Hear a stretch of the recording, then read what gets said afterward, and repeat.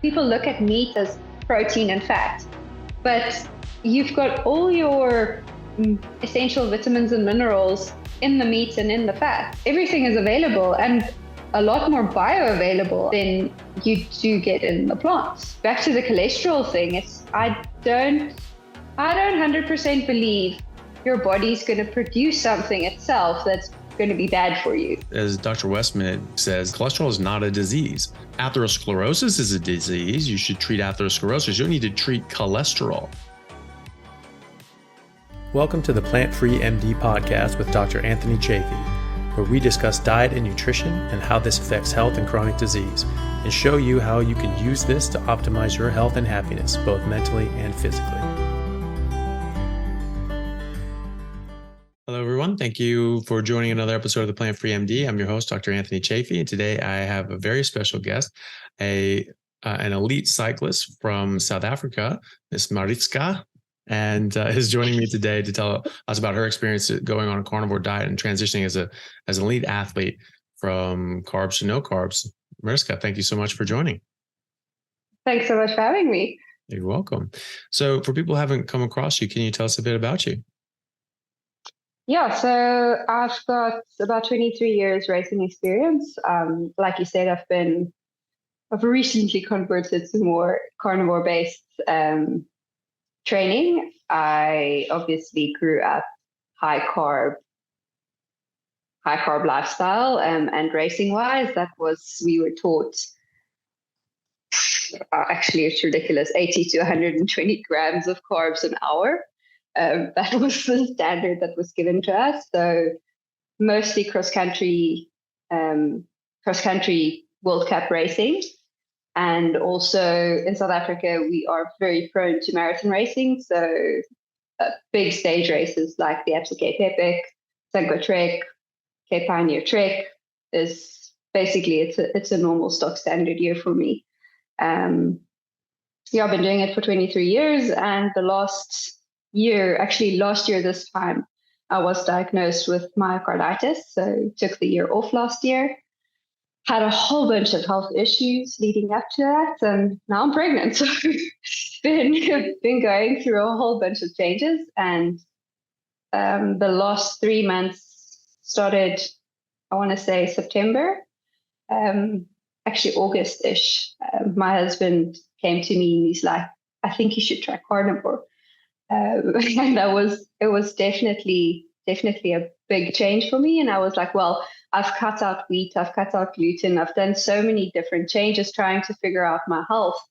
And nothing seems to be like, yes, this works. The gluten and the wheat made a big difference. But I was like, I'm eating half the stuff I used to eat anyway. So let's just give myself a clean slate. I mean, I did a lot of research on the subject. And everything that was said and everything I read made so much sense to me. So I was like, I think I'll give it a try. Gave it a try, and it was absolutely phenomenal. And that said, I did also study BSc Sport Science at Stellenbosch University. So I know the physiology, I know what the literature says, I know why they say eat high carb. But in the same breath, I also understand why carnivore makes a lot more sense to me. And I mean, if you think about it, carbs is the only non-essential macro. So it doesn't make sense to me that it's recommended to eat 40 to 65% of your diet needs to consist of carbs. So I was like, why? Why is this the case? It doesn't make sense to me. And from personal experience, it's just life-changing. So I think meat saved my life. Oh, good. So how are you doing now? So what was the difference when you just went pure meat and water, and what happened? So for the first 3 months, for the first month, I did water, salt, meat, and eggs. And then I started adding a little bit of caffeine. So a cup of coffee every week, just because cyclists, I mean, you generally live on coffee. But actually, that said, I haven't been able to consume caffeine just because of my bladder. So I was then later diagnosed with cystitis as well, which is, of course, inflammation of your bladder wall. So that was a trigger for me too. And then having been carnivore for a month, I was able to tolerate caffeine for the first time in probably a year and a half. Obviously meat, salt, water for that first month, then caffeine. Then I added dairy, I think, as well. So cheeses and yogurts, and I was 100% fine with that. And then actually after 3 months, I was like, shit, something's wrong. My period went away. And I think this is actually the really cool part of being female. You've got this internal measure to see if your body is doing well and if your hormones are balanced and if everything's happy. And then my period disappeared. And I was like, well, there's 2 reasons that could happen. Yeah. Like, it's either my diet changed that like completely threw everything out of whack, or I'm pregnant. So, I mean, I did a test and it came back negative. So I was like, okay, maybe it's the diet. So I started adding a whole bunch of other stuff and then felt horrible. A couple of weeks later, it turned out I was pregnant. So it wasn't the diet. Yeah. And that said, in those 3.5 months, when I still had my period pains went away. The intensity of it diminished completely. And I always struggled with like super heavy periods and issues with that as well. And that all stabilized. So I just all around, I had a phenomenal experience. And that's not even coming to my racing and my riding. That was just me as a human being, actually functioning human being for a change. And then coming back to health-wise and carnivore, I have been allergic to dairy my entire life. And I've had asthma my entire life. I don't have any of those issues now. I can consume dairy. Obviously, I don't consume ridiculous amounts, but previously half a glass of milk was like, okay, this is my limit. I can't do more than that, or I'd get severe issues. Don't have problems with that anymore. Also, I haven't taken my asthma medication since I started carnivore. And funnily enough, I'm also ADHD and I haven't been on those medications either. So it's like everything just seems to balance out. And I think maybe it's because, and you'd be able to obviously say, but obviously with eating carbs and plants and all of those, you've got a lot of foreign pesticides and toxins and everything. So maybe it's just because your immune system is at capacity. Now adding milk or dairy is just like, okay, this is way overboard. And then we blame the milk and the dairy instead of looking at all the other things that might play a role in it. Yeah, very well could be. So as far as your cycling and your training was concerned, obviously you had the myocarditis, which is obviously very serious. Did you fully recover from that? Is that okay now? Yeah, 100% recovered. Yeah, good. I went for scans about a month and a half ago, and they say everything looks perfect. So good. Yeah. Good job. Yeah. And then, so have you been training since you've been going on carnivore? How's that been going? It was absolutely amazing. Obviously, with the pregnancy, it changed. It changed slightly, but if I look at what happened before then, I mean, a general ride for me, a general 3-hour ride, I would consume a ton of carbs, whether in my drink and on the bike eating. It was a ridiculous amount.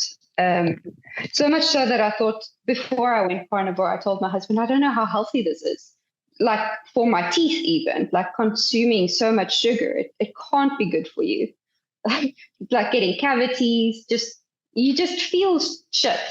And going carnivore, I went for like a 3-hour ride, not getting hungry. I was like on water. I do add a little bit of salt, like a half a twist of sea salt into my water just for some extra electrolytes. I don't even know if that's necessary. I sometimes don't even do that. And I was like, okay, let's see. I actually always have a snack in my back pocket just in case, but I went those 3 months without ever needing to eat it. I was like, I should probably change this out. It's been in my back pocket for 3 months. But yeah, just felt phenomenal. Didn't get tired, didn't get hungry. And that burny feeling in my legs, obviously lactate buildup, I just also never had that. Obviously, lactate is a byproduct of the glycolytic system. So, well, you'd be able to explain better how that works. But then, to me, it just makes sense that you don't have a dump of carbs that your body has to process. So you also don't have the byproducts of that system. Yeah. And also, I mean, you can, you will eventually sort of, build up a burn, if you're doing, anaerobic sort of work, but I find it to be a lot less, and you can tolerate a lot more. You can push yourself a lot harder, and then you recover a lot faster. Your oxygen debt is much more quick to recover. And then the next day, what people have blamed on lactic acid buildup, you're sore for the next few days. Oh, that's lactic acid. It's like, no, that first part was lactic acid. Remember that thing that went away? It didn't come back. And so yes, I must say. Yeah. And so, that soreness, that's, from these inflammatory factors in plants, I've found. And so how did you find that? Obviously, when you're training at that high level, when you're competing at that high level, your body's just going to be in bits after training and competitions and things like that. How was your recovery before and after carbs? Before carbs, well, when I was still consuming carbs, it was not great. I mean, you try and do everything you can, compression pants, oxygen chamber sessions, like you name it, I've probably tried it.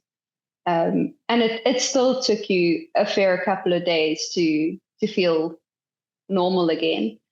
And obviously I haven't done that intensity because recovering from health issues.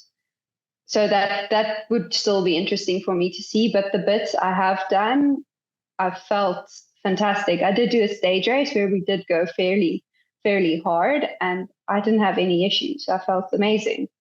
It was, and you sleep well. To me, I felt like I slept so much better, like just decent, proper sleep where I wake up in the morning, be like, okay, I'm ready for the day. Whereas the last 2.5 years, obviously I was sitting with myocarditis, so that might have played a role as well. But I can't remember when last I woke up in the morning, be like, I'm well rested today. I constantly woke up feeling exhausted, and you take your magnesium, and then you take this, and then you take that, and it's like nothing seemed to work. And that said, I also got sick a lot, all of the time. I mean, I had cold sores maybe once a month for going on 3 years. So that's also an indication your immune system is just completely shot. And now, touch wood, I haven't been sick since I've done this. So something's definitely working. Yeah. Nice. Hey guys, just want to take a second to thank our sponsor, Carnivore Bar. I don't promote many products because honestly, all you need to be healthy is to just eat meat. For those times that you're out hiking, road tripping, or stuck at work and you want a nutritious snack that is just meat, fat, and salt if you want it, the Carnivore Bar is a great option. So I like this product not because it's just pure meat, but also because I want the carnivore market to thrive as well. And the more we support meat-only products, the more meat-only products there will be available in the mainstream. So if this sounds like something you'd like to get behind, check it out using my discount code Anthony to get 10% off, which also applies to subscriptions, giving you 25% off total. All right, thanks guys. Yeah, I used to get sick all the time. I would get sick. I would get colds at least once a month. It was almost like just a running joke with my friends. Like I was just always saying, "Oh, I'm a little sick." I'm like, "Of course you're always." I mean, yeah, it's you. It's you. Yeah, you're just always sick. And so I just had to go to school sick. I had to play sick. I had to compete sick. I had to train sick. It was just I always had just this background cold and misery that I was feeling, and it sucked. And that really hasn't happened since. And even more than that, because you're playing rugby in the winter months in Seattle, of all places. Like, why would you play a winter sport in Seattle, an outside sport in Seattle in the winter? But that's what was there. And so I would get sick all the time. And then if I wasn't very careful, that would go into my lungs and I'd get pneumonia. And I would get pneumonia at least once a year, if not 2 or 3 times, confirmed on X-ray. And, and I just, that's not good. No, it wasn't good. And I would just play with it. And I remember, I had pneumonia, recovered, got on antibiotics and was feeling better. I just kept going. And I just felt like my asthma was maybe just a bit acting up. It was just getting a bit worse. I ended up going to the doctor going like, yeah, maybe my asthma medication needs to be hopped up because I'm just, just having a little more trouble breathing and playing and training and things like that. He's like, oh, okay. You just listen to my lungs. He's like, all right, why don't we just get an X-ray real quick? And he came back. He's like, yeah, you have pneumonia. And I was like, still? Like, I just said that, that's been 3 months now. And it just, felt better than it did, but it just sort of just lingered on. So maybe it just came back again. But I was just, I was just so used to being sick. I was playing with full-blown pneumonia and competing and training with full-blown pneumonia with my friends from Durban, South Africa. I was telling you about when I was playing rugby in San Diego. And so that was just normal for me. And then, at 38, I stopped eating plants and just really never sick again, maybe once or twice. And it's just nothing like it was. And, over 6 years, really just I wouldn't even get sick once a year. I've maybe been sick once or twice in the last 6 years. And sometimes I'll feel a bit run down, a bit tired. I'm like, oh, why is that? Why am I tired? And then I notice that people around me, they all have the flu. And I'm like the only one who doesn't. I'm like, oh, okay. Well, maybe this is what feeling sick feeling sick is like now. And I got COVID and I felt pretty wretched for a day. And then I was just sort of tired for a week after that. And that was it, so that's amazing. Yeah. So it's definitely something that helps your immune system. I was floored by that. And that's just something that a lot of people have seen. So that's good that you've seen that too. I think that's the biggest thing. It's like, I thought my baseline was over here and I was like, I feel fantastic now. And then doing this, you're like, well, actually your baseline's like way up there. You've just been like sitting with a whole bunch of inflammation your entire life. Yeah. And you just well, that's the thing. Say like you have this like baseline level of garbage that you feel. But you call that normal because it's normal for you. And so it's just like, you have all this stuff plaguing your body and plaguing your system. And you just don't realize how terrible you feel. And then all of a sudden you get it all out of your system. You're like, oh, really? Okay. That's how I could have been feeling my entire life.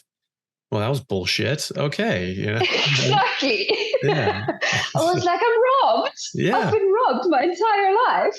Yeah. Well, I mean, yeah, for sure. Well, I mean, imagine, imagine, your 20 years of cycling feeling like this, That's the thing. It's like, I'm actually so excited to start racing again. I was like, people just need to watch out when I drop this handbrake of mine. It's like, it's going to be epic. Yeah. So, what were some of the biggest, so obviously you haven't been training at that level, as you were before, just due to the pregnancy and the myocarditis, but sort of what sort of level of intensity have you gotten to? Because, I've spoken to people, actually cyclists. There's a gentleman I was on his podcast in Ireland. He's a very nice guy. And he, has things for a lot of elite cyclists. And the concern they have of dropping carbs is that, okay, well, maybe you can have this energy, but, eventually, but can you replenish your glycogen faster than sucking down, sugar packets? So can you compete at that ultra high capacity, better or worse, without carbs? What was your experience with that? So this is what I'm still experimenting with, and I think I'm just being my biggest experiment at the moment, because, like you say, you're running at a super, super high threshold. For me, the intervals I have done and the racing I've done, I mean, it's a marathon race, so it's not a cross-country race. So cross-country and marathon is slightly different in the sense that obviously for marathon, you're doing a sustained effort for 3 hours, but you're still doing it at a decent intensity. For cross country, it's like flat box constantly from the gun goes off till you cross that finish line. So that would still be really interesting for me to experience and to see. The training I've done in the meantime, I mean, it might also be, there's a whole bunch of factors at play here with obviously not having myocarditis anymore. I think that helps a lot as well. But I just remember I did intervals the one day and I could just carry on going. It felt like unlimited energy. And every single interval, I was just like, okay, well, when am I going to get tired? And I just never had that dip or that slump that you get from, obviously, your blood sugar drops when you're on carbs at some point. It's just going to happen. I just never had that. And to me personally, I haven't felt that I needed carbs or added extra things. And the marathon race I did, you sitting at, I think I averaged at about 182 heartbeats per minute, which is still, I mean, it's quite high intensity. And again, what I consumed was a sachet. So we've got a product called butternut. It's basically just mashed up macadamia nuts. So I did have that, which is obviously you do have a little bit of carbs in that, but it's mostly fats. So I did add that it's easier to consume than taking a piece of biltong or jerky, what you'd call it. But that also said, I've always, even before I went carnivore, I've always consumed boiled eggs on the bike for some other reason. I've just found them, well, easy to eat and not good, just because I get so sick of the sweet stuff, which I don't have a problem now because I'm not consuming it, but it's just a different experience. So I would still be interested to see how my body reacts doing a cross-country race on carnivore. I haven't done it as yet, so if somebody has, please do let me know. I would love to hear how that was and how you find it. But yeah, it's the marathon side of things. I haven't had any problem with it. Yeah. So how was your performance on the marathon? Now on carnivore versus like your previous times and performances. So I kind of went last minute. Someone roped me into a race. I wasn't planning on doing it just because I was obviously still recovering and just getting back into riding more intensely after my carditis. But considering the training I did beforehand and how I raced, we were just off the podium. And so to me, that was like, look, this is amazing. I haven't done training the entire year and I'm just off of the podium. It's like either I'm okay or everybody else is maybe not so much okay.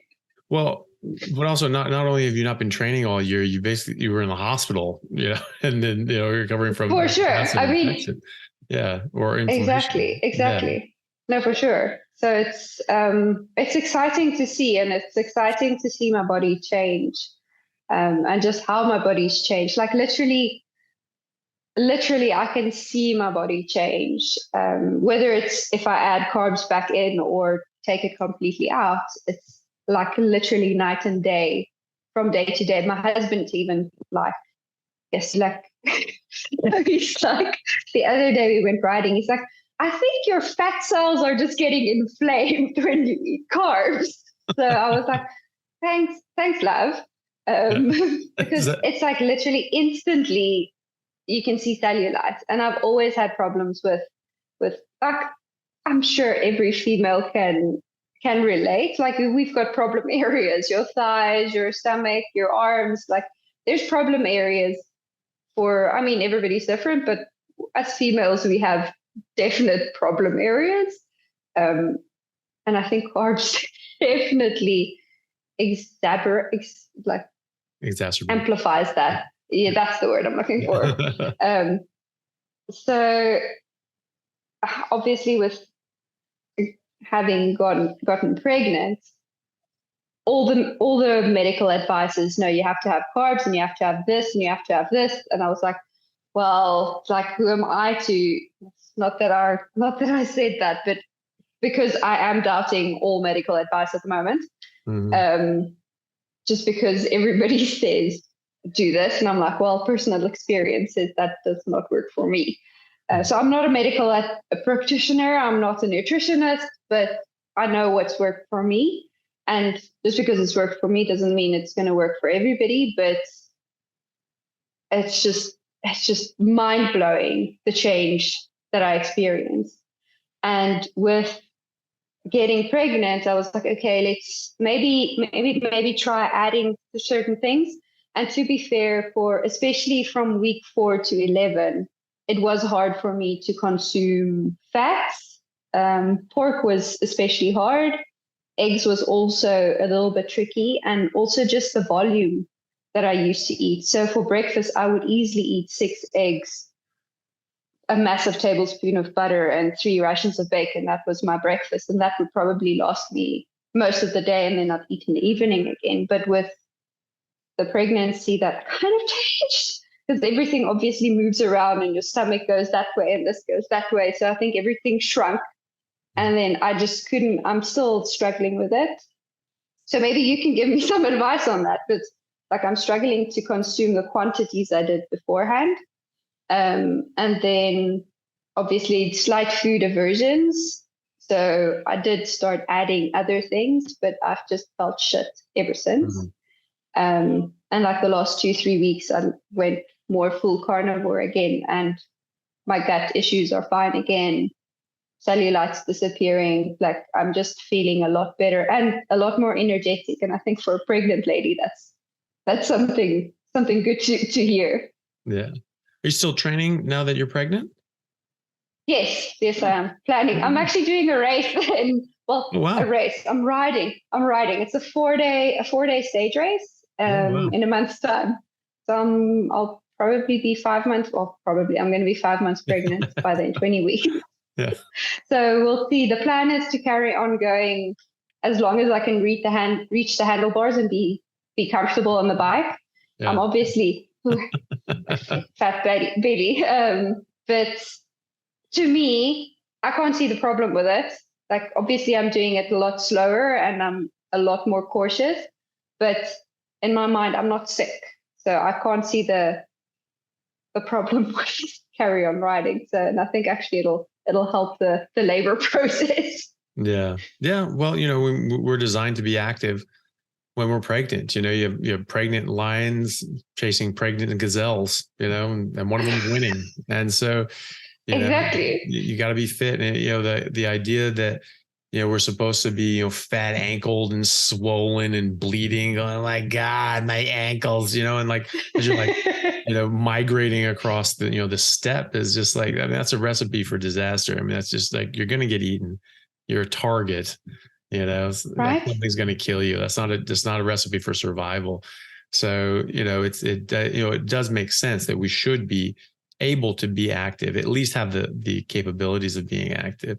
And so, maybe not, not everyone has to do a top end racing stage race, but but at least be capable of being active. You should be able to. If you're just, I've never seen a zebra puke while pregnant. I've never seen lions with morning sickness. I've never seen an elephant just puke up a bathtub of vomit because they had morning sickness. It's just like this. That's not a thing.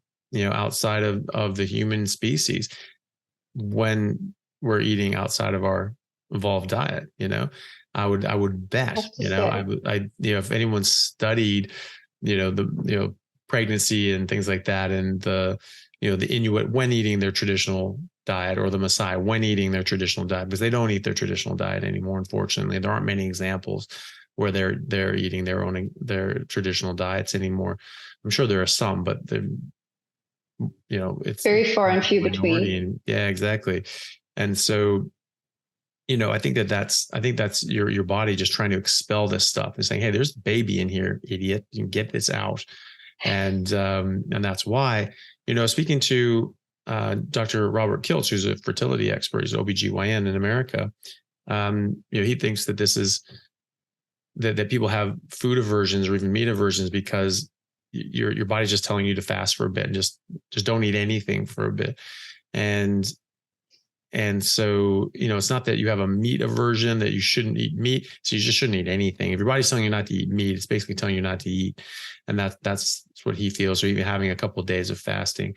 Dr. Gary Feck, he's an orthopedic surgeon in Australia. He sort of felt the same thing because it's very important for fetuses and growing babies to be in ketosis. And in fact, fetuses generally are in ketosis, and even nursing infants will be in ketosis as well, or they're supposed to be, because that's how the brain grows. They need a lot of ketones for the brain to grow. The ketones are your brain's primary energy source. Why do I say that? Because everyone says that glucose is the primary energy source. It's not. How do I know that? Well, when you have an abundance of glucose and an abundance of ketones, your brain only runs on the ketones. So that's a preference. There is glucose available. It chooses not to do that. So there's a mechanism involved that it says when there's ketones, those come in. And then if you don't have enough ketones, then it'll fill the gaps with glucose. And I learned that in biochemistry 20 some years ago, right? 21 years ago now. And so that's not right. Also, ketones cross the blood-brain barrier freely. They don't need insulin or anything else. And they reconstitute into fatty acids. And so that's the majority of your structural component of your brain are fats. And so there's ketones. Yes. Yeah. Turn into fats, and they're used to grow your brain. And so babies need to be in ketosis because their brain has to have a lot of ketones in order to grow and develop properly, which is why I think that, since agriculture, the average adult male brain capacity, the brain size has shrunk by 11%. That was an instant. There was like an exponential growth in brain size and height in our ancestors up until 10, 15,000 years ago, and bang, sharp spike down. And it was just before and after agriculture, it was just night and day. And so 11% in men, 17% in women, and that has persisted until today. So it's quite dramatic, the difference. That is insane. Yeah. So if you just let your kid be in ketosis and feed them the right thing, their brain should be 11 to 17% larger than their peers, on average. So you're going to have a very clever baby. Yeah, exactly. And tall and athletic, because the neurology, the neurological system is going to develop better as well. It's going to be much more, tuned up, and so you're just going to be a healthier individual, both physically and mentally. And so, it's really interesting. You sort of tried that. You're doing carnivore, and then you're sort of adding some other things. I'm like, oh, that didn't work. That's not what my body wants. And, I think that's really telling. I think your body's saying is just like, don't do that. There's a baby in here. Don't mess around. And so, as far as like eating more, I think you just eat what your body's telling you to eat. Eat very fatty meat and don't eat anything else. I have to say, I've been like craving fat, like, the meat side of things. Like I was like, just give me the fat. I was like eating my husband's fat the other day. And to be honest, I haven't actually had any morning sick. I had 0 morning sickness. I didn't have any, a little bit more like food aversions. I think I spoke to you in December about that. And you're like, just fast, which was to me, I think as any young mother to be, the one thing that you think you shouldn't do is fast, because you're like, I've got a growing baby. I need to constantly consume stuff. And then when I did that, I was like, actually, I feel better now. And then obviously, so those first couple of weeks, I did add carbs in all shapes and sizes, trying to figure out what my body could handle, because obviously I'm coming from, I was sick. I wasn't like a healthy person that went carnivore and now I'm fine. I couldn't eat half the stuff anyway. So carnivore helped me with that. So I was like, actually, I feel like a normal human being again. And then I got pregnant. So then I was like, okay, now everything's just messed up again. And there's like adding stuff. I was like, nope, that doesn't work. Adding more stuff. And I was like, nope, that doesn't work. And just like constantly being bloated again. Obviously with pregnancy, you do get bloated, I think a little bit more, because also your entire gut biome changes, I think. Like everything changes when you get pregnant. So that's fun. And then just generally now with the last couple of weeks being more carnivore based, I do still have yogurt and cheese, and I'll have some blueberries, mostly seasonal stuff. But I mean, that's like 10 blueberries, maybe every third day or something. So it's nothing substantial, I don't think. I feel a lot better. Like I feel like a different human being again. And I think that's just the biggest thing. So like just listen to your body for a change instead of trying to tick all the boxes that everybody says you need to tick. And I mean, if I go on what they say I have to eat, it's like there's half the stuff that's on there I can't eat. Like I know I can't eat just because I'm going to get bloated and I'm going to get constipated and I'm going to feel sick and feel shit for the next 4 or 5 days. My husband was like, do you want some peaches? I was like, no, I think I'm fine. So to me, it's like a way up. Like, do I really want it, or do I really want to feel shit for the next 4 days? That's kind of my way up at the moment. Yeah. Well, but that's really good to know about. When you know that your body's going to feel really horrible, it's a good deterrent. You're like, I don't want to eat that. And it's pretty easy to stay on task and do something that is likely the best thing for us anyway. I certainly believe that anyway. And people say, I've been doing this for a while, and they say it's like, well, you're just really, do you ever cheat? Do you ever do it? I was like, no, they don't ever have any of that. And they're like, wow, that takes a lot of discipline. You're just really disciplined. I'm like, no, I'm not all that disciplined. It doesn't really take any discipline to do exactly what you want to do. It doesn't take any discipline to refuse to eat things that you don't want to eat. It's pretty straightforward, actually. Just rolls, right along with what you're doing. I have absolutely no interest in that stuff. I know what I felt like before I started eating this way, and I know what I feel now, and I'm not going back to that crap. And now I know objectively why that stuff made me feel horrible. And it's just like, no, absolutely not. I'm not going to put that poison in my body. It's just not going to happen, unless I'm like stranded somewhere and dying, and like I have to eat, a banana or something like that to survive. Like it's just not going to happen. I'm not going to eat that crap. And so it really takes no discipline at all. I go to a restaurant, I just be like, just grab that, whatever. It's like, I don't look at the other things as food. It just doesn't register for me. It's just crap, and it's actually freeing. Yeah, it is. It's very freeing. You're like, oh, what do I have? And what do I do? And what can I do? And how much can I have? And do I do this? It's just like steak. Yeah, that's it. So give me your biggest steak and I'll just eat till I'm done. Whereas if you're on the normal Western diet, it's like, calorie counting and this little piece and that little piece. And I was like, surely it's not supposed to be this difficult to look like a normal functioning human and be healthy.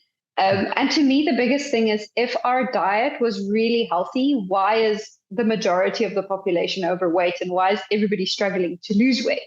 Like, we're not, like, if I look at nature, there's not one animal in nature that's fat and overweight and obese.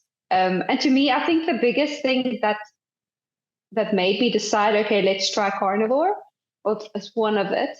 I was like, half the stuff that I'm consuming is going straight into the toilet. So why am I eating so much food that I can't actually digest? Mm-hmm. That was my biggest thing. And with like going carnivore, maybe go to the toilet once or twice a week. And I'm like, and for the first time in my life, it's like, okay, I've had a good solid bowel movement and I feel good to go for the next stint. Whereas eating plants, it was just constantly a struggle. Yeah. It is. I know it's funny to talk about, but like it's, but it's true. I mean, you can't absorb this stuff. You can't digest it. So why would we think we're designed to eat this stuff? Why would we think that this is what's good for us to eat? if we can't even digest the damn stuff? That doesn't make any sense. And you're going to break down, digest, and absorb and get perfect nutrition from, meat. It's just like, that's a no-brainer. And it, just it's compounded with all the rest of the evidence. It's sort of funny, like people that really detract from eating meat or even exclusively eating meat, but it's just a lot of times it's just been eating meat at all. They have to sort of keep reaching and keep sort of coming from different sorts of angles, because it's just like, they'll come with, well, you can't do it because it causes cancer. Well, no, that's definitively not the case. Well, it causes heart disease. Nope, that's definitively not the case. And they just jump from thing to thing to thing to thing to thing. It's just like, when are you going to admit that you're in a cult and that this is an ideology and, and a religion to you, or you're trying to push an agenda or a religion, like an ideology or something like that, or you're trying to make money off people or something like that. Like this isn't something that holds up to argument. And if you constantly are just jumping from lily pad to lily pad, just avoiding the reality, you just have to at some point just realize that, that you're just on the wrong side of this. Like there's just like, you're losing every single time, and just every single argument that you have just gets completely shut down. And then you just have to jump to the next argument. Like it's a bad argument. Like that's all there is to it. For sure. No, it's actually fascinating to me.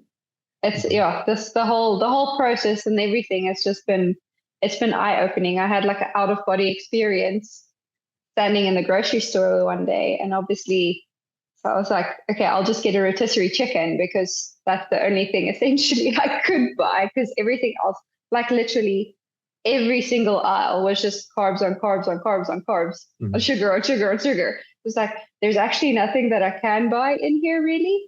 And just looking at all of everybody else's grocery carts, I was like, it's just sugar and sugar drinks and some more sugar and then a little bit of maybe fiber.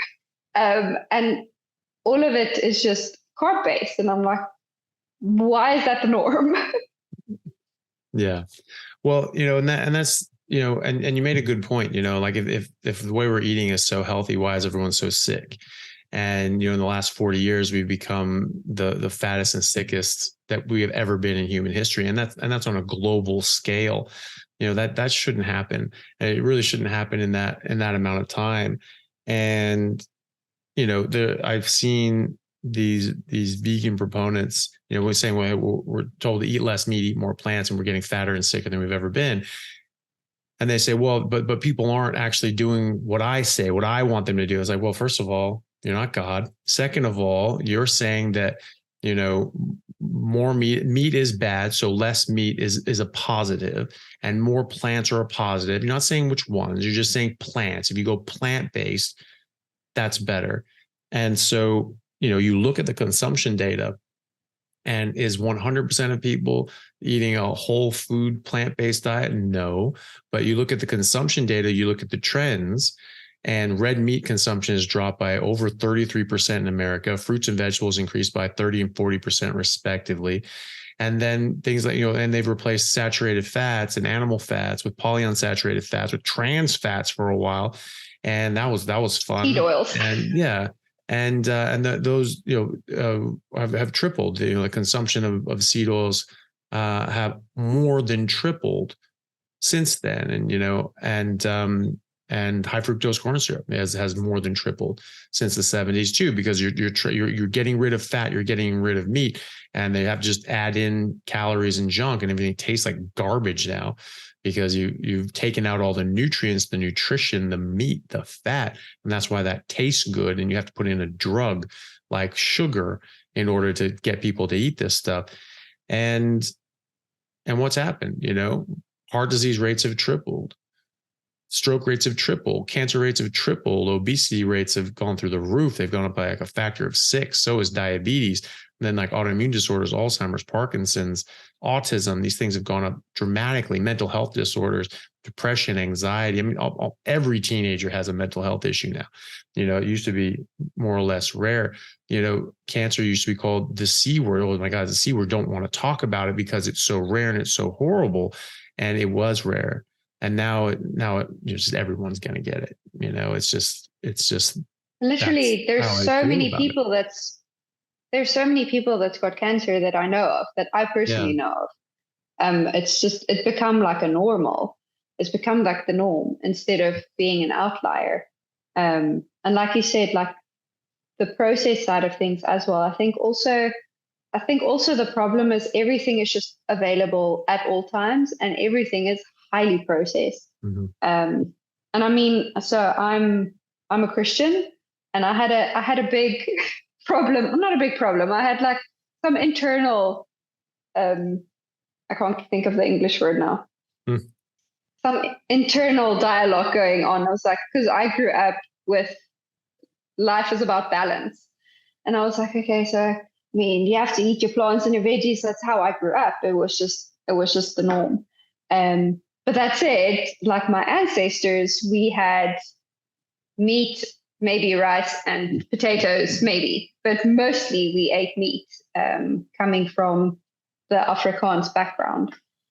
And I was like, okay, so what does the Bible actually say about this whole thing? There's not one instance in the Bible. Actually, to all the vegans, go read Romans 14. It's actually revolutionary, but there's not one instance where it says don't eat meat. Actually, in all celebrations and in all festivities, the biggest, fattest pig was slaughtered, and it was just a feast. That was called a feast.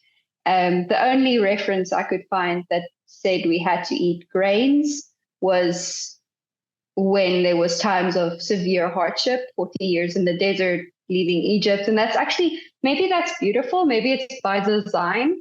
Maybe it's set for those times where it's severe drought or severe hardship, because every time I eat grains or wheat or anything like that, I get fat. So maybe it's designed that way to sustain you for a while. Yeah. And then also it says you need to eat seasonally, which we definitely do not anymore, because I can get a mango and avo actually from Brazil, which I definitely don't do, but it's like you can get everything all year round. And my problem with it is just there's so much pesticides and chemicals, and everything's been manipulated to the point where it's not recognizable as the fruit it once was. So maybe the problem is that we've actually changed everything to the point where it's now man-made and not what it's designed to have been back in the day. It's me being philosophical about it. But the only thing that's been constant through it all has been meat. I think that's the majority, the most untouched thing still out there. Yeah. Well, we've always eaten meat. We haven't always been sick. We haven't always been obese. We haven't always had these chronic diseases.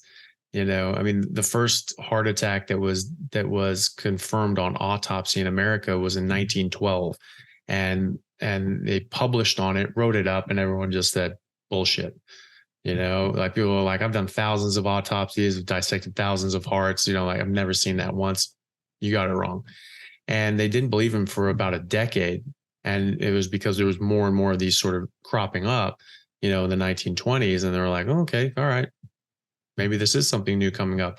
By the 1930s, it was the number one killer in America.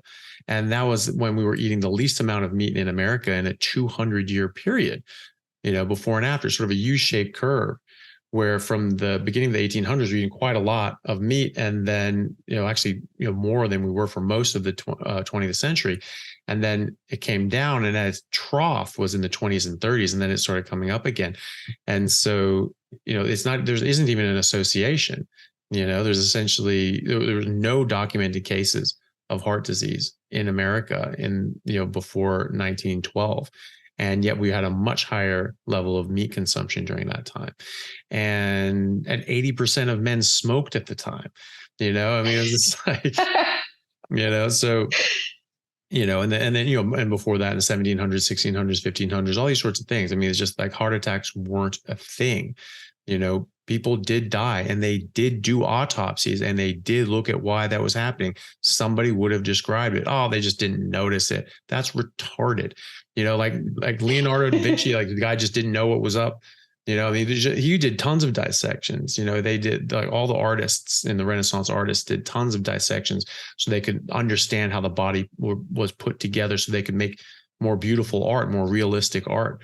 And so they had special dispensation from the church to cut up bodies. Exactly. So, yeah, I mean, the guy, mapped out a helicopter, 500 years ago. He would have noticed a damn blockage in your coronaries. If this was just like a major killer. I mean, it's just so stupid, and, people made their name by describing things for the first time. And we have medical literature and books and journals and textbooks going back thousands of years. I mean, we have the original writings of Hippocrates from 2,500 years ago.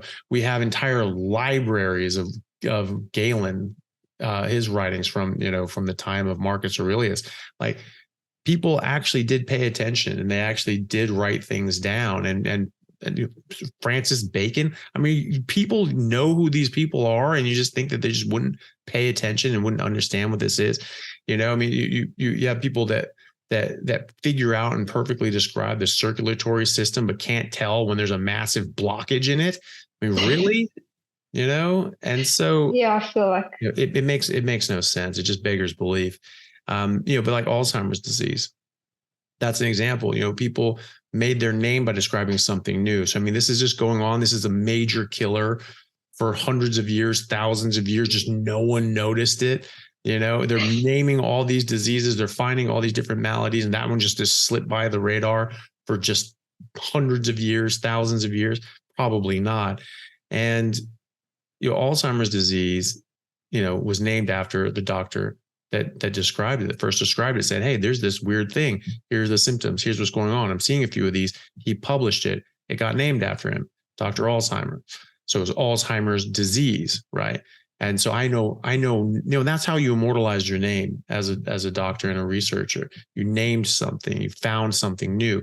And, like Boyle's third law. I mean, like, no idea who that guy is, except I know his laws, right? But and Alzheimer's, I know nothing about that man or at any of his career except that he described this Alzheimer's dementia. That's it. And he did it in 1902. And there were no other maladies that were similar to Alzheimer's by another name before Alzheimer's. It was a new presentation. And so, again, people make their name off of describing new things, and that didn't show up until the early 1900s. And then heart attacks didn't really show up until, the early 1900s. And then all of a sudden, they're the number one killers in the world. They're the number one problem. I had my professor in medical school said, if you live long enough, everyone's going to get Alzheimer's. Why? Do all lions get Alzheimer's? Do all elephants get Alzheimer's? Do all giraffes get Alzheimer's? That doesn't make any sense. Why would we be the only animal on earth that just gets demented and our brains just rot?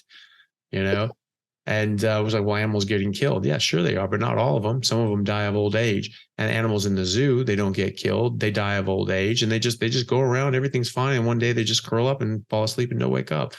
They're not becoming more and more of an invalid. They're not getting osteoporosis and cracking hips and falling over and losing their teeth and not being able to understand, what's up or down or where their food is and all these sorts of things. Like it's just not happening like that. They're healthy, happy individuals, and then they die. We're not. We're decaying. We're being poisoned. Our bodies and our brains are breaking down, and it's not normal, and it doesn't have to happen. And we think about the scale of this.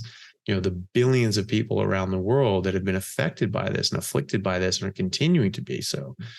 This is a very serious issue. People, say it's like, wow, you're really passionate about this. I'm like, how, if you can't be passionate about this, I don't know what else you can be passionate about, because we're really talking about billions of people's lives, and for sure future generations. So, it's just such it's so clear to me now that I've been looking at this, and it's just, it just really fires me up, that this has happened in the first place, because there's just been just insurmountable suffering for decades now, really a century.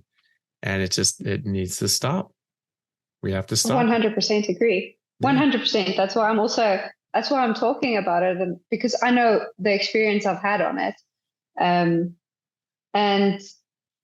like you say, Alzheimer's is that maybe not, I mean, it's a disease of the brain. Your brain is decaying, and the fattiest organ in the brain or in your body is your brain. It needs cholesterol, it needs those fats. And maybe that's why it's a lot more prevalent, because we've cut out the majority of our fats, because fat is bad. I mean, I was a culprit of this. I cut out my fat. I never ate the fats on my meat. I never used butter. It was just, you don't want to get fat, so I'm cutting out all my fats. And that was just what I thought was healthy. And after doing this whole thing, it's like my whole definition of health has changed dramatically. And to me as well, with the whole cholesterol vibe, I'm not sure if I'm convinced. And I don't actually think there's a study that proves cholesterol and heart disease has a correlation. Well, you'd be able to say that. Yeah. But to me, it doesn't make sense. Oh, sorry. No, I was just saying there's correlative ones. There's nothing that shows causation, nothing, and there were 3 randomized controlled trials with thousands of people, and they showed no correlation, no relationship, certainly no causation between the two. And one of them actually showed that you replaced saturated fat with polyunsaturated fats and linoleic acid, and it actually increased heart attacks and stroke deaths. So. It lowered LDL cholesterol, and it also killed a lot of people, with heart disease and strokes. So, this is crazy to me. And there are a lot of studies that show inverse relationships between total cholesterol or LDL cholesterol and cardiovascular disease, such as the Framingham study, which is actually misreported. And I was taught that it actually showed increased cholesterol, increased cardiovascular disease and death. No, actually the data showed it was the opposite. So all this stuff has been misreported and misrepresented, and so even if you have a study that shows a correlation, it doesn't mean there's a causation. And there are tons of studies that actually show inverse correlation or no correlation, no association, and some that show that it causes more harm to lower LDL cholesterol with unsaturated fats. So, I mean, it's just, at this point, it's only being kept alive on, life support, by vested interests and paid shills. Really, that's all I can sort of think about. It's just people that are just, well, this is just always what it is. And maybe they're just not interested in looking into it a bit further, or they just have vested interests. They're, the statins are the most lucrative pharmaceutical that have ever come on the market. You're going to have to pry that out of their cold, dead hands, before they let go of it, and then you've got all these paid shills that are just pushing this crap, and these wannabe, online influencers and things like that. They're just spreading out pure vitriol and lies, saying that statins extend life by decades. That's bullshit, Dr. Allo. You're full of shit. There's not a single study that says that. You're a liar. And, we push out misinformation and lies like that can harm people. That is malpractice, and you should be brought up in front of the medical board for that. That is ridiculous. And so, but yeah, no, there's absolutely no hard evidence that cholesterol ever caused a problem. And generally the studies that they said showed a correlation with it were doctored, fudged, and screwed around. It was just nonsense. And then the studies that showed the exact opposite of what they want to prove, they got buried and, for decades, and people had to find them. One gentleman was a cardiologist, and he found in his dad's old boxes in his basement this study, that showed the exact damn opposite of what everyone says. A randomized controlled trial with thousands of people showing that people died if you lowered their LDL cholesterol with polyunsaturated fat. He was like, what the hell is this? And then, and he got this. And his dad was one of the lead authors, on this trial and this study. And he was just like, what? And he got people that, crunch the numbers and they published this. They're like, what the hell is this? This massive study, but it's being paid for by the sugar companies, and they want to show, studies that say that cholesterol causes heart disease so they can keep pushing their poison on everyone. 100%. Like the sugar, like don't even get me started. It's like one of the most addictive substances, if not the most addictive substance on the planet, and we're feeding it to kids. That's it's scary. It's obviously being pregnant, and now I'm thinking about obviously further in the next generation as well. How am I going to feed my kid, and what should I feed my kid, and what shouldn't I feed my kid? And I think it was actually one of your podcasts I watched. It's like if a kid turns his nose up to something, there's a reason for it. It's maybe we should listen to them rather. And I think that's the biggest thing to me with carnivore now as well. It's I eat till I'm satisfied, and I'm eat till I'm full, and then I'm like, okay, I'm satisfied at the end of my meal. Whereas when I had carbs, I was like constantly, I was like, I still want something. It's like I'm not satisfied, and I'm like still craving something. Zero craving, zero issues at the moment. And I just told myself, like, listen, if a kid can tell itself when, I've had enough, now I'm full, like, why have we lost that? Like, surely we should still be able to tell I've had enough food or I've had the right food. And back to the cholesterol thing, I don't 100% believe your body's going to produce something itself that's going to be bad for you. Like that doesn't make any sense to me. Yeah, like en masse. It's just pumping this stuff out. It's like pumping you full of that. Like that doesn't make sense. No, it doesn't make sense. And as Dr. Westman at Duke says, cholesterol is not a disease. Atherosclerosis is a disease. You should treat atherosclerosis. You don't need to treat cholesterol.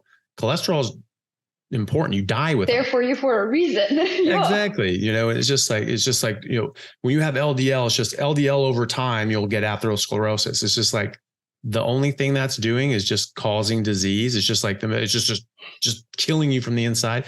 That is a recipe for an extinct species.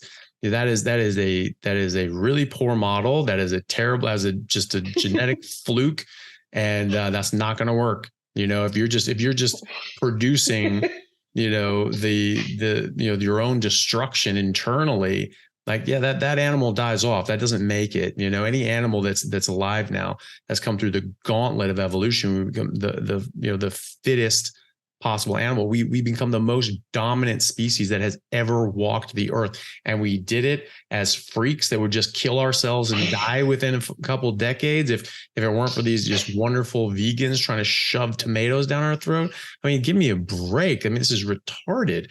Like this is our ancestors survived during ice ages. Not only survived but thrived and became the most dominant species on earth during ice ages, when there wasn't anything to eat except meat and fat. And so if that was just going to kill us, we would have died. Like we just wouldn't have made it. That doesn't make any sense. And so, people that and what animal, what animal gets poisoned from fat? Name one. Like animals in the wild, they eat fat, they go for it. There's that show Alone where they put people out in the middle of nowhere, and you guys have to survive. And the person who just survives out there alone for the longest, wins. And you get like $1 million or something like that. So like the survivalists out there. Ever seen a vegan on there? I haven't. Plenty of trees, plenty of twigs, plenty of leaves. It was a vegan's dream. Just go around grazing all the time. You never run out of food, right? No one's ever going to get out there. I mean, any vegan actually thinks that this is something that they can do. That's something. Go on that show, see how that goes. See how long you last. You're gonna be hitting that call bell in a few days. It's just like, get me out. This isn't going to work. Or you're going to switch to eating meat, or else you're going to die. Those are the options. And when a lot of these people are doing this, they're hunting, they're, fishing, they're doing all these sorts of things, and they're storing meat. So they had like little jars and things like that, and little containers where they were just storing fat, and they're just storing tons and tons of fat. And they're like, this is what I need. This is going to get cold. I'm going to need a lot of fat, every single day, or else I'm going to lose too much weight, and I'm going to, and I'm not going to make it, and I'm going to have to get pulled out of here. And what happened? There's a Wolverine broke into his little food stores and just gorged on all the fat and just ate all the fat, so these animals are eating fat. That's the most important part, is the fat. They eat animals with fat. They go for the fat first. What animal is getting, sick on this? Which ones are getting heart disease? There's plenty of carnivores. 70% of animal species are carnivores. How many dolphins do you know that get heart disease? It's just like, it doesn't make any sense that we would be the only species on Earth that eating our naturally evolved diet of meat is somehow bad for us. And by the way, he ate the Wolverine afterwards. He ended up getting it back. So, ended up getting his stuff back. But, that's the thing, animals eat animals. Most animal species eat other animals. It's very difficult to eat plants and convert that into animal tissue. It's very difficult to turn plant tissue into animal tissue. It's a completely different form of life. It's a completely different kingdom of life. And you're trying to turn this into, animal tissue. It's very difficult. Not many animals are capable of doing that. And so more animals have come around that prey on those animals that can do that, or prey on the animals, eating other animals, eating the plants, right? Like seals are not apex predators, but they are carnivores. They just eat fish and other animals, and they get eaten by sharks and polar bears and orcas and things like that. And people, Inuits, Canadians, lots of Canadians seem to like, beating and killing seals. But, it's like, it is, something that is normal to eat animal tissue, and no animal gets sick on it, including humans. I think this is also it's, to me, I'm just questioning everything, because as a scientist, that's the first thing you taught, question everything. And I think everybody's just lost sight of that slightly. If we were really supposed to eat all of the plants that they say we are eating, question, why, when you're pregnant, you can't consume half the stuff anyway, or it's recommended not to eat half the stuff, like garlic's out, ginger's okay, it helps with nausea a little bit, but you can't have licorice, you can't have this, you can't have that. It's like, I've got this whole list of stuff that I can't consume plant-wise because it's not recommended, or it's bad for the fetus, or it's bad for something. But then why is it okay for me to consume it when I don't have a baby? It's just a question. That's a good question, and then people ask about, baby, well, what about a baby? I obviously have to give them, Gerber's baby food full of sugar and, peas and mushy peas and things like that. Like, well, why wouldn't you? Well, first of all, kids' brains need ketones, and you start stuffing them full of this sugary slop, because you have to have sugar because it tastes disgusting, and they're going to spit it out, and it's bitter, and they're just going, no, I'm not going to eat that, because their entire being is telling them that's poison, don't eat it. They have no problem nursing. They love milk, and they also love bacon and all these other things, so they will enjoy their natural food. You'll never have a picky eater if you feed your baby its natural food. You'll never have a problem feeding your baby if you're feeding it what it's designed to eat. Sugar, obviously it's sweet, it's a drug, it's addictive, and so you can like that too, but that's an outlier. That's a drug, that's hitting on evolutionary signals saying, hey, this is safe, we can eat this and we can survive. And so it has that sweet sort of flavor to it. That's different. If it tastes bad though, then it is bad, right? And good things taste good because they're good. Bad things taste bad because they're drugs. And so the difference between the two is that the more of a drug you have, the more you want of that drug. Whereas the more of meat and fat that you have, the less you want. As negative feedback. not positive feedback like sugar. You get negative feedback. And eventually it doesn't taste good at all and you just stop. Try that with sugar. Try not finishing an entire box of Krispy Kreme donuts. Try it. This is the thing. It's but that's exactly it. It's we are like my husband, actually, I laughed at him. He's like, it's literally your brain. It's a chemical reaction. Sugar is a chemical reaction. It's an addictive substance. He's like, cocaine it tells your brain tells you it's good. Give me more, but you probably shouldn't be having cocaine. It's not a good thing for you. And I kind of feel the same about sugar at the moment. It's like everything, and also having gone this route and having cut out the majority of the stuff, especially sugar, it's when I do have it, like I had it the other day, I was like, okay, I'll have a little piece. I can't even remember what it was, but I just remember I had a throbbing headache the entire day.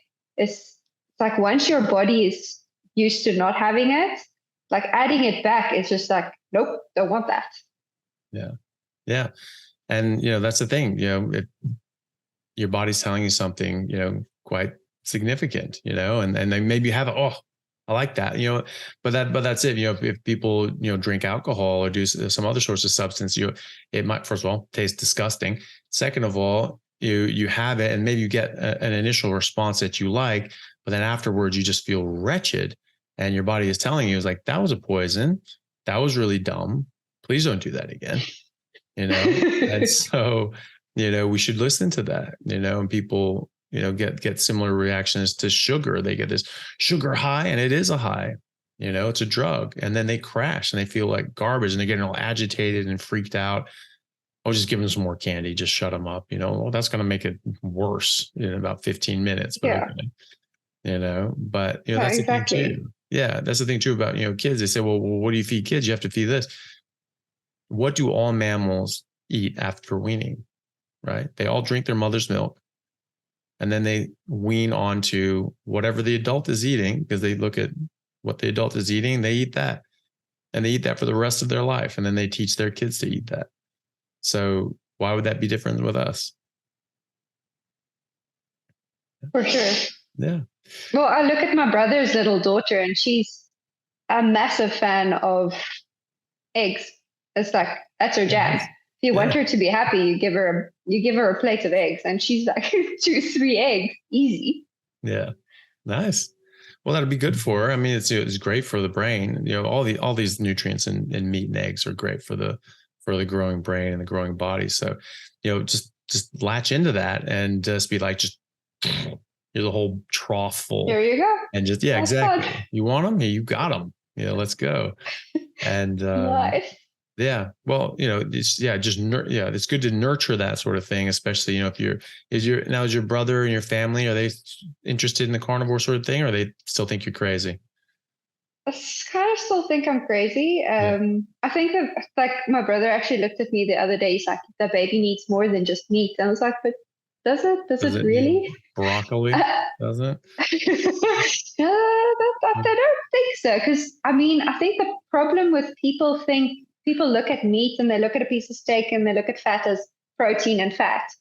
But you've got all your essential vitamins and minerals in the meat and in the fat. I think the only thing you don't get is vitamin C. But the rest of the stuff is all there. Like, everything is available and a lot more bioavailable, I feel, than you do get in the plants. It's just basic biology, I feel.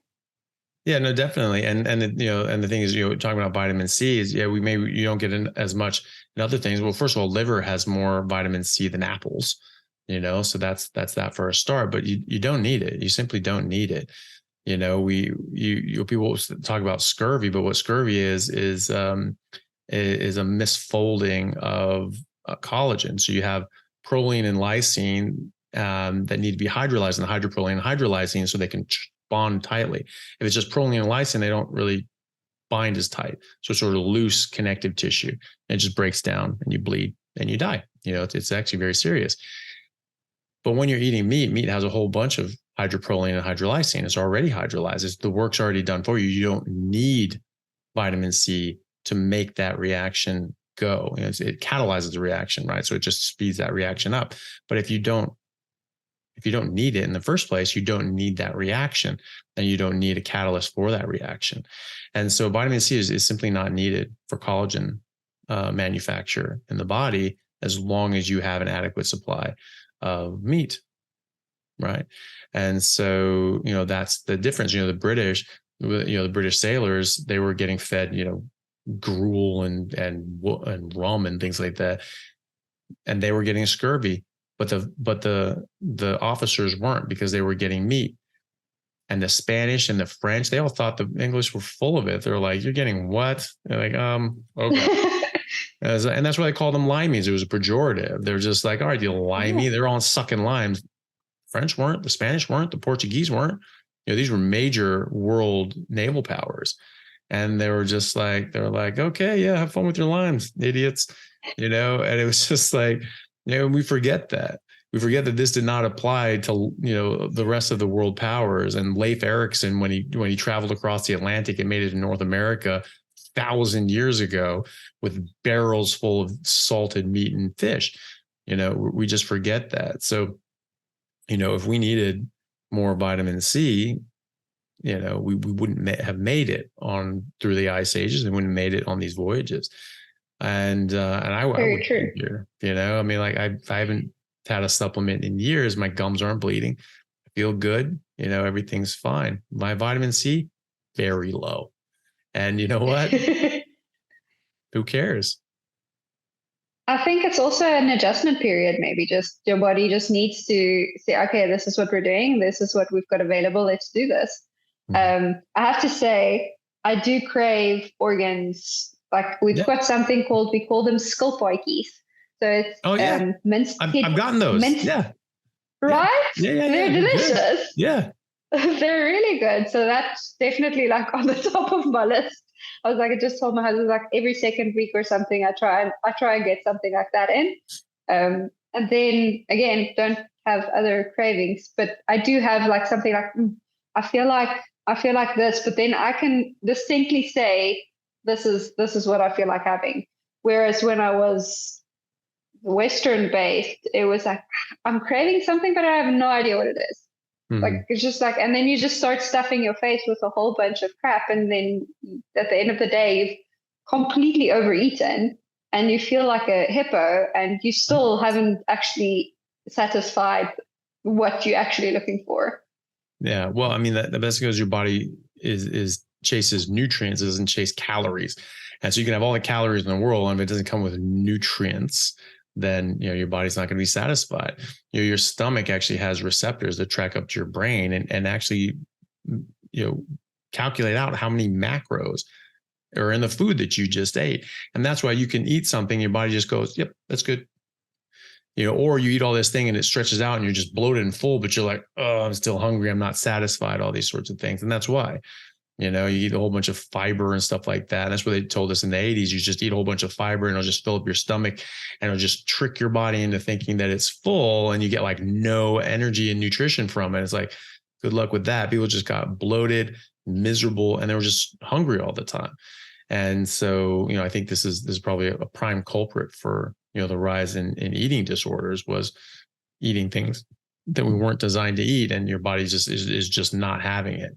And you don't feel happy, and you're not having good results. And so you end up trying to figure out what the hell you can do with that. And, you could eat a whole box full of styrofoam too, when you stretch out your stomach, and, and it's like, is that going to trick your brain? Is it going to think that you're full now too? No, of course not. Your body is much more intelligent than that idea. And certainly that person who came up with that idea. So, it's, when you eat high density nutrition, you have some organs, you have some meat or whatever, your body just goes, "Yeah, I'm good." And if your body's telling you have organs, especially when you're pregnant, like have organs, there's probably something in there that's really good for you, really good for the baby. liver is probably one of the best things that pregnant women can eat and breastfeeding women can eat and babies can eat.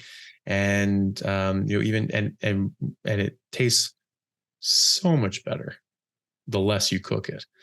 Right. So if you have just sear on the outside, it's just like basically rare in the middle, raw.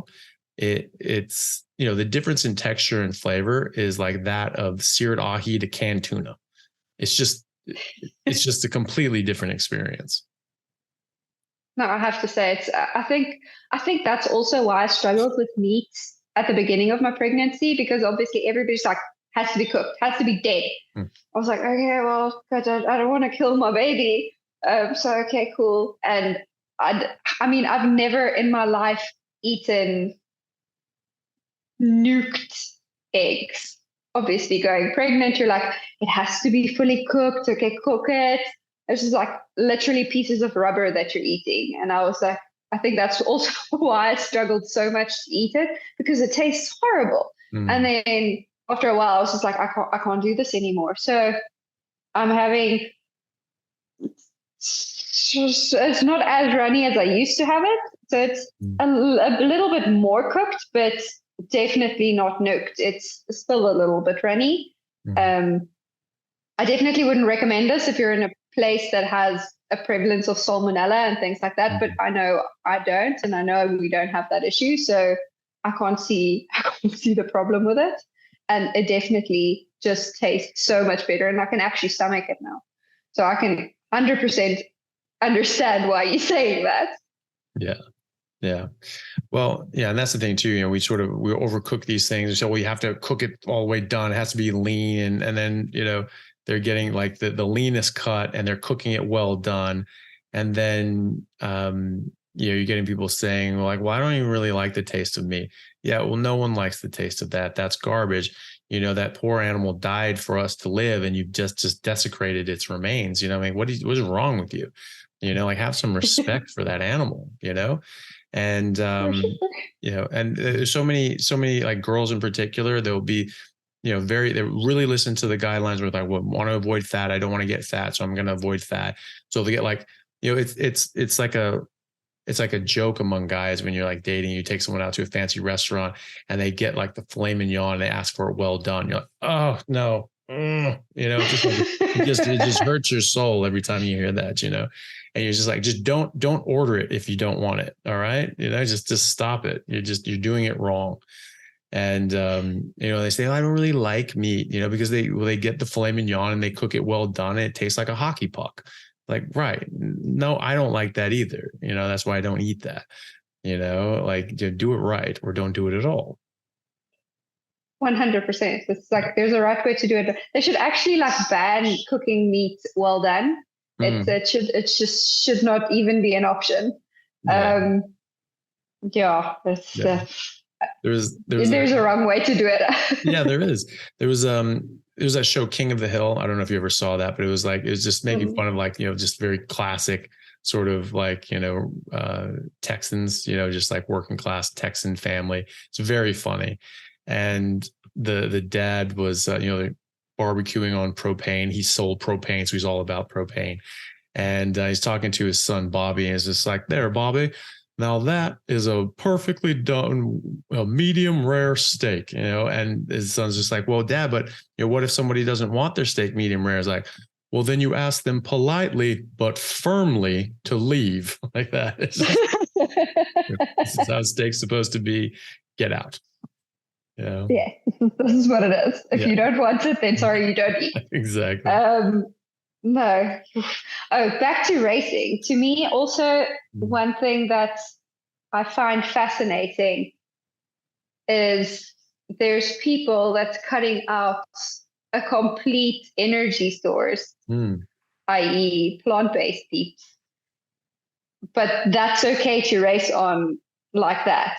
But then why is it considered wrong if you go protein, high fat based, which I feel is a complete energy source. It's got everything essential that I need, but that's considered wrong. Well, yeah, it's just people, just trying to defend their ideology and just trying to, just just trying to, I think it's just, they just don't have much in their life going on. They just have to like be upset at other people just living their life. And it's just like, why do you care? Like, why do you care so much? Like someone goes out and like does something new and say, hey, this works for me. And they have to say, oh, no, but you can't do that. Oh my God. Why the hell not? Like you do your thing. Like I'll do mine. You want to kill yourself with, broccoli sprouts and, filthy cauliflower and lentils, like go ahead, no one is stopping you from eating that disgusting slop. But, like, why are you getting in our way? If we want to do something better for ourselves. I was thinking too, like you had the macadamia nut slurry that you suck down. Just get like a tube of butter, you just sort of just get that down. We should get that like packaged, like a packaged tube of butter. yeah. Probably be warm, just like on your body heat and everything like that. Come in, just like suck down. It'll go down smooth. Probably would. It probably tastes better than the macadamia nut stuff too, and just get better. Or ghee, or like grass-fed tallow or something like that. The butter would probably be easiest though. Yeah, I think so. Well, there's definitely different energy sources. Definitely need to. I think also the problem is nobody really caters for animal-based people. Yeah. Like you get vegan options, you get all the different types of options, but going to a restaurant, there's no animal fat person-based diet preference. It's just that it's just not even thought of or considered. Yeah. So it's I'm usually the one just like the steak without anything, please. Yeah. Well, there's the fattest piece of steak without anything, please. Yeah. Well, there's the Wyoming steak roundup that I was at this year. We did like a steak judging contest, like best steak in the West or whatever. And it was good. It was great. And so I'm trying to be at their roundup again this year in Wyoming, this coming summer. And what they're trying to do is they're actually going around to the restaurants and they're trying to make it like a very carnivore friendly thing. So they're trying to do, their theme is like, this little town's like the most carnivore friendly town, in the world. And they're going to get like every single restaurant is going to have like a pure carnivore option where it's just the meat sort of thing as well. And rad. Yeah. So it's going to be fun. And just a lot of meat, rodeo, and so that'll be fun. So maybe we can start a movement there, to have that catch on, and then people start having carnivore options and things like that.